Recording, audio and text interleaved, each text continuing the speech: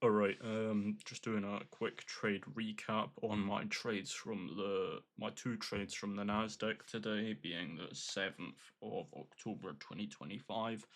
Took two trades today during New York session, and then also considered taking one on London session, but didn't end up taking it. Probably because I was still in my bed, so it wouldn't have been a smart idea taking that trade. Okay, so as you can see, market open was, where is it? It was around here. Yeah, market open was here. This is the wick that came down. As you can see, we basically instantly start ranging from market open here. Up, down, up, down, up, down, up, down, up, down. Very, very dead.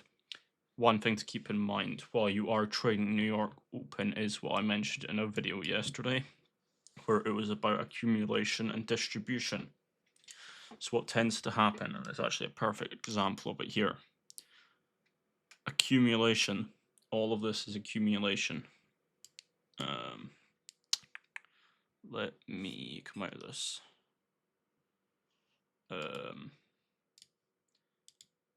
All of that sorry.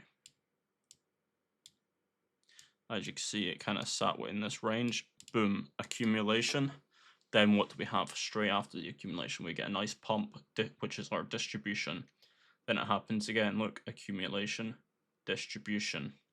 So that is one thing to keep in mind when you're looking at these trades that I took today is we just came off the back of this massive distribution from post-London, after London session. We just had this massive pump all the way up, creating new all-time highs, which were, I think it was here before. And then obviously they got pushed up to here just before London session. So that is one thing to keep in mind about why price action might have been like how it was today, because it's just accumulating. My daily bias for the day, I was thinking when I went into today, it was mostly like, okay, the past couple of days when we've pumped to new all-time highs, it's been during London session. Not much has happened during New York session due to the government shutdown. Sorry. Which is why I haven't been trading my main accounts. I've only been trading my secondary accounts recently. So yeah, government shutdown. So that is something to keep in mind when you're thinking about why price action might be how it is at the moment on New York session compared to London session, which is moving a lot cleaner at the moment.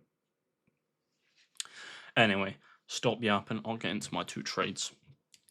First trade was here is a 1 minute inverse fair value gap after we came up and then swept all-time high, or made new all-time highs, but came down a little bit, accumulated. Then I wanted to see a short. So my two targets for today was either for price to come up and make new all-time highs, or at least sweep all-time highs, or price to come down and sweep this here, which is our London lows. So those were my two main targets for today, and I was actually unsure. I was pretty neutral on where it was going to go today, which it looks like it's now going to come sweep these lows, but as you can see, price action just hasn't been too great. Okay, what else? First trade, yeah, 1 minute inverse for value gap. As you can see here, we broke up, swept this high here, which I liked. Then started to come down, made a nice inverse for value gap. So I took it, entered off this 958 candle close. So took that trade, price then came up, tested the inverse fair value gap, didn't push through it, didn't invalidate it, which I liked, kept me in the trade. Price then started to come down, which I liked. It was showing good momentum. Hit my break even, which was off this market open candle. Hit my break even and then literally hit it and bounced straight back up and went up and broke me even on the trade pretty much. However, just as it did break me even, I was like, okay, I've just been broken even, but what it has actually done here is created a nice inverse fair value gap again. So what I did was stupidly, straight after I got out on this trade, I entered in for longs. Literally the same candle that got me out of that trade got me into longs, if that makes sense.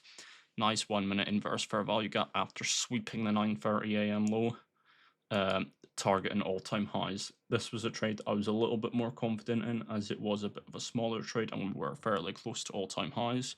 I kind of did expect us to go and take it there, however, we didn't. As you can see, price then came up to my break even and then once again hit my break even, Pumped a little bit more to be fair, but then just dropped and came straight back out and got me out of that trade.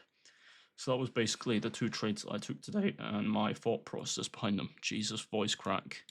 It looks like we are finally starting to do something here. So technically, if I had held that trade that I wanted to take earlier today, it would have played out, or it's just about to play out there and sweep those lows. Go on, do it. There we go. So I wouldn't have been stopped out on that first trade if I hadn't gone break even technically. However, stuck to my rules, went break even when I did. So that's what happened to me today. So can't complain. We didn't lose anything today. So yeah, like can't really complain. But yeah, that's my trade analysis.